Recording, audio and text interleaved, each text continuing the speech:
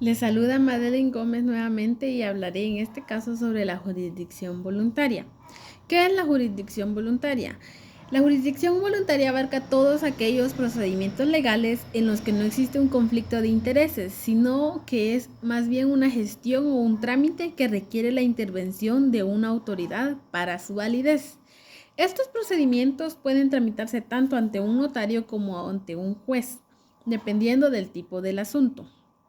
Los procedimientos ante un notario. La jurisdicción voluntaria ante un notario es la facultad legal conferida al notario para iniciar, substanciar y resolver asuntos por consentimiento de las partes sometidos a su conocimiento, siempre que no admitan contradicción alguna entre partes o que no sean litigiosos. Sus resoluciones son modificables y no producen efectos de cosa juzgada, o sea, no son contenciosos. La jurisdicción voluntaria se encuentra regulada en el decreto número 54-77. En los considerandos indica que es conveniente ampliar la función del notario a fin de que pueda llevar a cabo distintos actos en que no hay contención para facilitar la celebración de los actos de la vida, como por ejemplo los asuntos que pueden tramitarse ante un notario. Está la ausencia, disposición y gravamen de bienes de menores incapaces y ausentes, el reconocimiento de preñez o de parto, el asiento extemporáneo de partidas y actas del registro civil, como el nacimiento, defunción, matrimonio, entre otros. También la determinación de edad, la rectificación de partidas del registro civil, la identificación de tercero, el proceso sucesorio intestado, el proceso sucesorio extrajudicial, expediente de donación por causa de muerte y la rectificación de área de inmueble. Estos trámites suelen ser más sencillos y rápidos, ya que se realizan ante un notario que actúa como autoridad competente sin necesidad de un juicio formal. Ahora, los procedimientos que se tramitan ante un juez.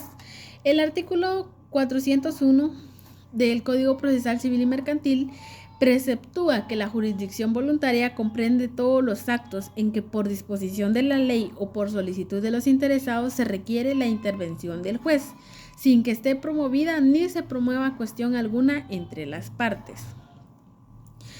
Por ejemplo, está la declaratoria de incapacidad, la ausencia y muerte presunta, el divorcio y separación, la sucesión testamentaria y las subastas.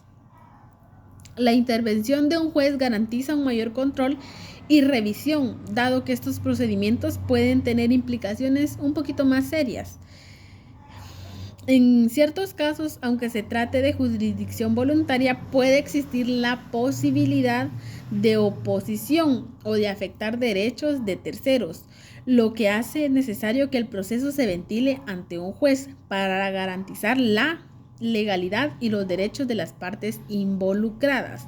En resumen, los procedimientos ante un notario son más simples, sin controversia, menos costosos y con menor complejidad. En cambio, los asuntos que se tramitan ante un juez son de mayor importancia, un poquito más de riesgo, con posibilidad de oposición y tiene un mayor control legal. La elección del procedimiento adecuado depende del tipo de acto a realizar y de las disposiciones legales que sean aplicables para su caso. ¿En qué se distingue la jurisdicción voluntaria de los asuntos contenciosos? Por ejemplo, hay aspectos muy claves. La jurisdicción voluntaria no hay un conflicto entre las partes, se trata de asuntos en los que se requiere la intervención de un notario o un juez para dar seguridad jurídica a ciertos actos. Las partes están involucradas y no hay oposición. En los asuntos contenciosos, aquí sí hay un conflicto de intereses entre dos o más partes. Una parte demanda y la otra se opone. El juez debe resolver el conflicto y tomar una decisión basada en el derecho.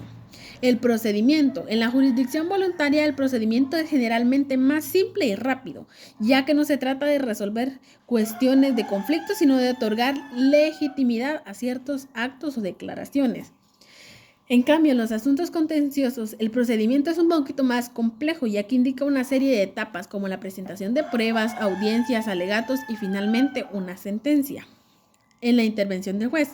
En la jurisdicción voluntaria, la intervención del juez es más limitada y se enfoca en verificar que los requisitos legales se cumplan y en formalizar el acto. En cambio, en los asuntos contenciosos, el juez juega un papel más activo, tomando decisiones sobre el fondo del asunto en base a las pruebas y a los argumentos que son presentados por las partes.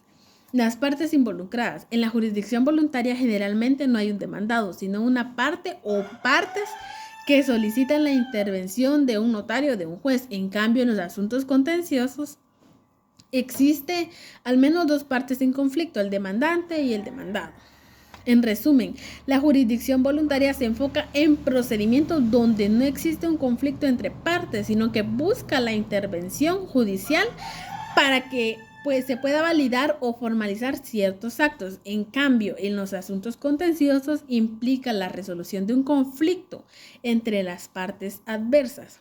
Bien, ahora un breve ejemplo del trámite en la vía ordinaria, ya sea para jactancia, alimentos y otros, rendición de cuentas, división de la cosa común, ínfima cuantía, menor cuantía, por disposición de la ley o cualquier otra cuestión. Mil disculpas, es un breve ejemplo del trámite en la vía oral, ya que todo lo que acabo de mencionar debe tramitarse ante la vía oral. Recordando que en la designación del juez va a depender si es juez civil o juez de familia.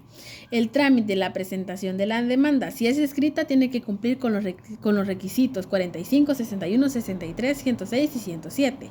Si se emite la demanda, se notifica. Luego está la primera audiencia, donde se verifica la comparecencia de las partes, se lleva la etapa de conciliación. Una vez llevada a cabo la etapa de conciliación, se le da la palabra al actor para que amplíe, ratifique o modifique la demanda. Luego se le da la palabra al demandado para que haga la contestación de la demanda. En la contestación de la demanda se ponen las excepciones previas. Luego se procede a recibir la prueba o las pruebas. Son varios actos procesales en la misma audiencia. Bueno, y de manera no común, si por algún motivo no fuere posible recibir todas las pruebas en la primera audiencia, el juez señalará una segunda audiencia que no debe pasar el término de mayor de 15 días y de manera extraordinaria puede haber una tercera audiencia de prueba que se deberá fijar en 10 días. Puede haber un auto para mejor fallar, el juez va a decidir si debe ejercerlo o no. El auto para mejor fallar es antes de dictar sentencia por un término no mayor de 15 días y por último está la sentencia, se debe emitir en un plazo no mayor de 5 días. Muchas gracias.